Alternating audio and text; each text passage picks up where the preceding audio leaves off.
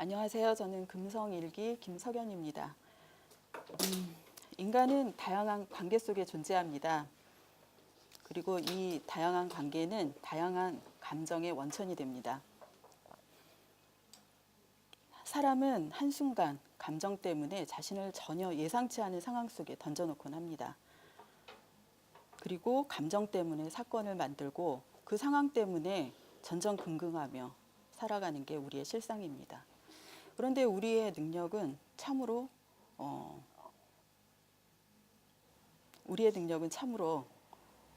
뛰어난데 그것이 무엇이냐면 한마디의 말, 표정 하나, 그리고 찰나적 눈빛 속에서 상대의 감정을 읽어낸다는 것입니다.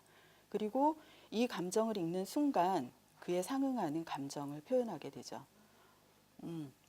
그래서 우리의 삶을 장악하는 것은 감정이다라고 말하는 도스토옙스키의 말에 전적으로 동의하게 됩니다. 19세기 중반 러시아 조그만 소도시의 술집에 싸움이 일어납니다. 그런데 이것을 싸움이라고 하기에도 좀 못한 것이 남루한 군복을 입은 중년의 퇴역 군인을 젊은 장교가 일방적으로 구타하고 있습니다. 주먹 다짐을 한 젊은 장교는 이제 이 남자의 수염을 움켜잡고 술집 밖으로 개 끌듯이 질질 끌고 나갑니다. 그런데 가혹하게도 그 장면을 그 남자의 어린 아들이 보게 됩니다. 비참한 순간이죠. 어린 아들은 이 젊은 장교의 손등에 입을 맞추며 제발 아버지를 놓아달라고 울며 애원합니다. 까라마조프가의 형제들에 나오는 한 장면입니다. 여기서 주먹질을 한 젊은 장교는 까라마조프가의 장남 드미트리입니다. 우선 먼저 그 일방적으로 구타당한 이 남자에 대해 조금 알아보겠습니다. 이 남자는 퇴역한 군인이고 찢어지게 가난합니다. 그에게는 치매에 걸린 아내, 그리고 소아마비인 둘째 딸, 그리고 폐병에 걸린 어린 외아들이 있습니다. 그리고 큰딸이 어렵게 모은 학비를 그것마저도 생활비로 다 써버리고 지금은 아무것도 없는 아주 절망적인 상황에 처해 있습니다.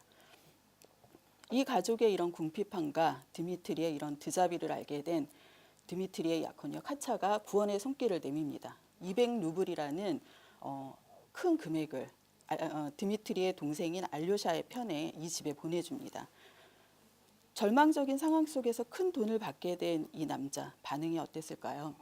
이 사람은 돈을 받자 알료샤를 쳐다보며 미친 듯이 기뻐합니다. 그는 외칩니다. 이 돈이면 아내와 딸과 아들을 치료할 수 있고 큰딸의 등록금을 내줄 수 있고 아들의 소망처럼 다른 곳으로 이주해서 새롭게 살아갈 수도 있다고. 그는 기쁨에 환호합니다. 그런데 이 기쁨의 환호가 채 끝나기도 전에 그는 알료샤를 응시합니다. 그리고 갑자기 손에 쥐고 있던 그 돈을 땅바닥에 내던집니다. 분노감에 사로잡힌 이 남자는 그 돈을 짓밟아 버립니다. 도대체 이 남자는 왜 이렇게 분노한 것일까요?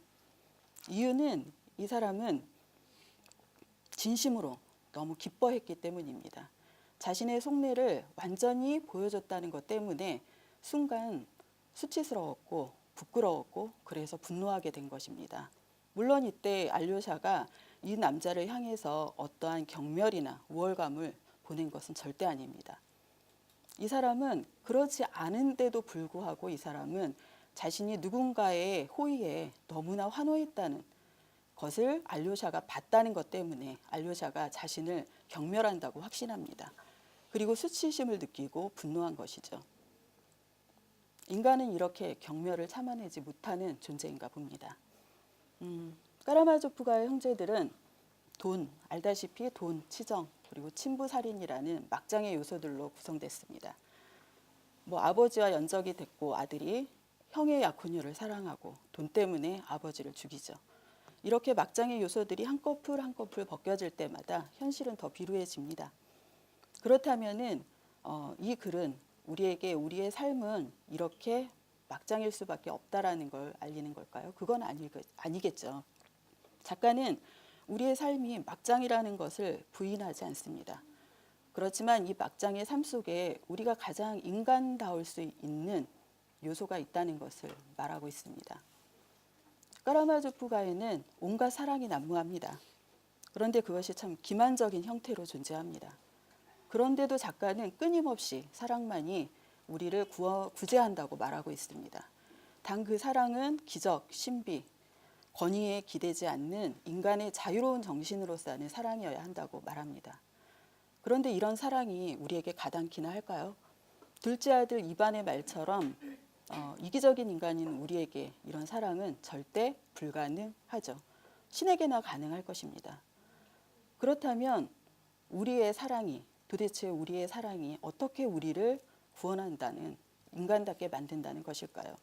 우리의 사랑의 진실을 파고 들어가 봤더니 그것은 경멸, 분노, 치욕, 증오, 탐욕, 파괴, 굴림, 이런 모습이었습니다. 이런 사랑의 진실이 이렇게 속속들이 드러나면 드러날수록 우리의 그 비열한 지점만 명확해지고 있습니다. 결과적으로 보면은 이 작품 안에서 이 사랑이라는 테마는 우리들이 교묘히 숨기고 있는 우리의 비열한 지점과 대면시키기 위한 하나의 장치였던 것입니다.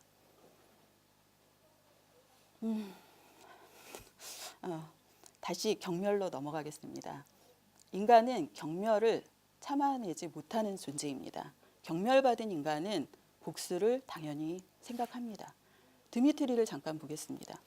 드미트리는 지금까지 방탕하게 살았는데 이제 그 방탕함을 깨끗이 청산하고 사랑하는 그루센카와 새로운 곳으로 가서 새 사람으로 거듭나서 고결하게 살겠다고 결심합니다. 그러기 위해선 자금이 필요했고 그 돈을 얻기 위해 아버지를 위협하기도 합니다. 그런데 이런 모든 상황을 다 파악하고 있던 야콘녀 카차가 드미트리에게 돈 심부름을 시킵니다. 3,000 루블이라는 어마어마한 금액을 내놓은 거죠.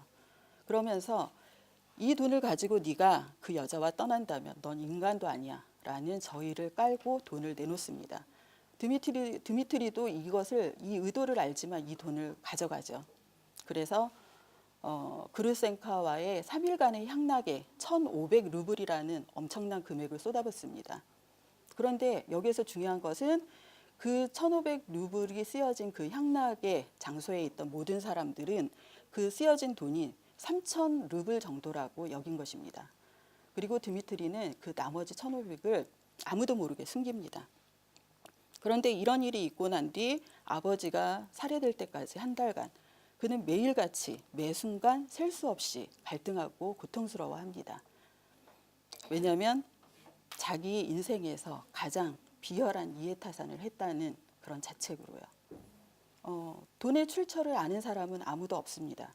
드미트리 혼자만 알고 있죠. 그러자 결국 드미트리는 자신을 경멸합니다. 이제 경멸을 받았으니 복수를 해야 될 텐데 누구한테 복수를 해야 할까요? 자신을 경멸한 사람은 바로 자신입니다. 그렇다면 결국 복수는 자신에게 이루어져야 합니다.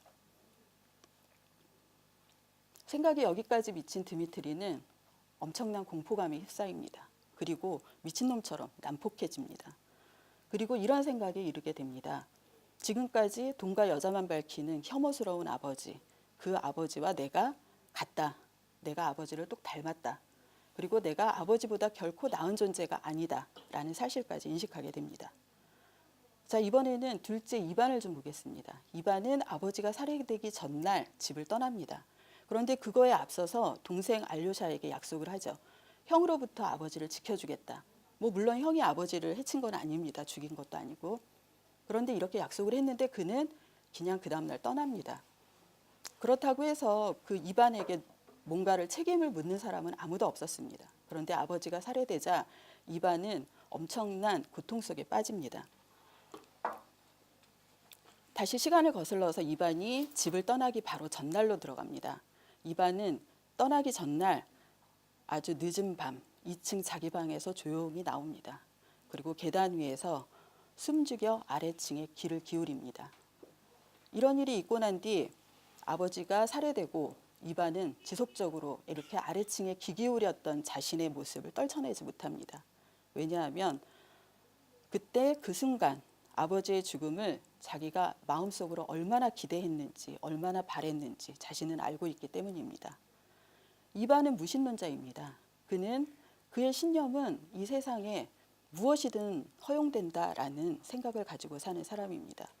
그렇기 때문에 그의 신념에 따른다면 이반에게는 아무런 죄도 없습니다. 그는 식인마저도 허용된다고 하는 판인데 뭐 죽음을 기대한 것이 무슨 죄가 되겠습니까? 그런데 그는 아버지가 죽자 엄청난 이 죄책감에 시달립니다. 그럼 그를 덮친 이 죄책감은 도대체 어디에서 기인한 걸까요? 여기서 선악의 판단, 그것도 인간 스스로 하는 판단이라는 측면이 수면으로 떠오릅니다. 무엇이 선인가? 그에 따라서 악이 결정되고 악을 저지르는 것이 곧 죄가 됩니다. 여기서는 선이란 사랑을 실천하는 것입니다. 그렇다면 악은 사랑을 실천하지 않는 것이 되겠죠. 그것이 곧 죄가 됩니다. 그런데 우리는 앞서서 우리의 사랑이 드러나면서 파헤쳐진 우리의 그 비열한 지점들을 확인했습니다. 도스토옙스키는 바로 이 지점에 이렇게 비열함을 인식하는 지점에 주목합니다. 인간이 스스로 자기의 비열함을 경멸할 수 있을 때, 그리고 자신이 스스로 처벌할 수 있을 때, 자신을 처벌할 수 있을 때 인간이 가장 인간다워지는 순간이라고 말합니다. 자기 경멸이 없다면 자신에 대한 회의가 없을 것입니다. 회의가 없다면 변화 또한 있을 수 없습니다. 드미트리하고 이반의 이 자기 경멸은 치열한 자기 파괴라는 회의의 과정을 거칩니다. 그러기에 새로운 존재로의 변화의 가능성을 얻을 수 있었던 것입니다. 여기까지입니다.